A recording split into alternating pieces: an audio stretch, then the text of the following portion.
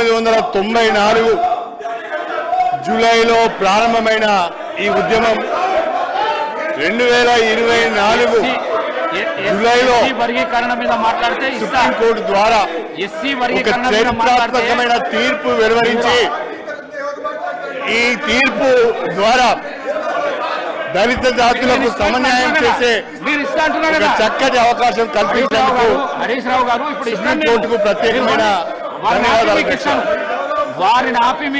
వర్గీకరణకు సంబంధించి అన్ని రాజకీయ పార్టీలు సంఘీభావం తెలిపాయి. గతంలో ఉన్న అన్ని ప్రభుత్వాలు కూడా శాసనసభలో ఏకగ్రీవ తీర్మానం కూడా చేశాయి. తెలుగుదేశం ప్రభుత్వము, కాంగ్రెస్ ప్రభుత్వము, బీఆర్ఎస్ ప్రభుత్వము మూడు ప్రభుత్వాలు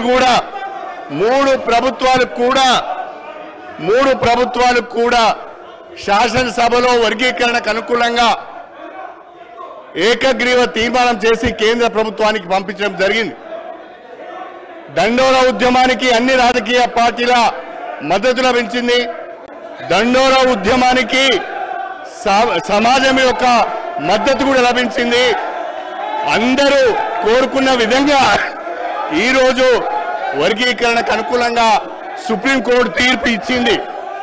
ఈ సుప్రీంకోర్టు తీర్పును అందరూ కూడా స్వాగతించాలని చెప్పి నేను మనసారా కోరుకుంటున్నాను. అధ్యక్ష, 30 సంవత్సరాలుగా ఈ ఉద్యమంతో నేను అసోసియేట్ అయి ఉన్నాను.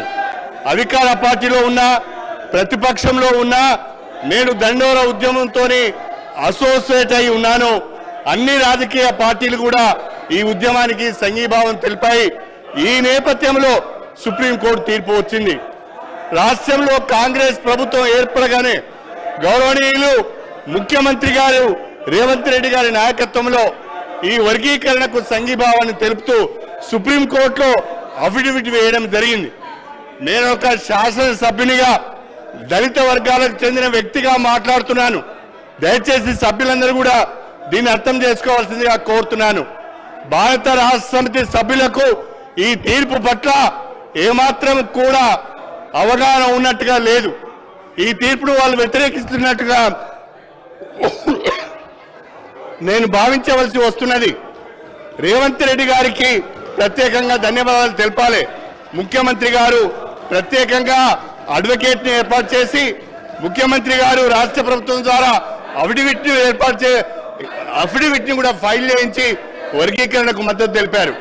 అదేవిధంగా కేంద్ర ప్రభుత్వానికి కూడా నేను హృదయపూర్వకంగా నా అభినందనలు తెలియజేస్తున్నాను.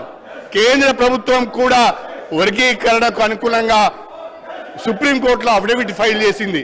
కేంద్ర రాష్ట్ర ప్రభుత్వాలకు వర్గీకరణకు అనుకూలంగా అఫిడవిట్లు ఫైల్ చేసినందుకు హృదయపూర్వకంగా దళిత జాతుల నుంచి నేను అభినందనలు తెలియజేస్తూ ఈ తీర్పును స్వాగతిస్తూ ఇవాళ ముఖ్యమంత్రి గారు ఏదైతే ప్రకటన చేశారో ఇప్పుడు ఇచ్చిన నోటిఫికేషన్లో రాబోయే నోటిఫికేషన్లో కూడా ఈ యొక్క వర్గీకరణకు సంబంధించిన తీర్పును అమలు చేస్తామని అవసరమైతే ఆర్డినెన్స్ కూడా తీసుకొస్తామని చెప్పినందుకు ప్రత్యేకంగా ముఖ్యమంత్రి శ్రీ రేవంత్ రెడ్డి గారికి ఈ జాతుల పక్షాన ధన్యవాదాలు తెలుపుకుంటూ సుప్రీంకోర్టు తీర్పును స్వాగతిస్తూ ఈ అవకాశం మీరు నాకు ఇచ్చినందుకు ధన్యవాదాలు తెలుపుకుంటూ సెలవు తీసుకుంటున్నాను.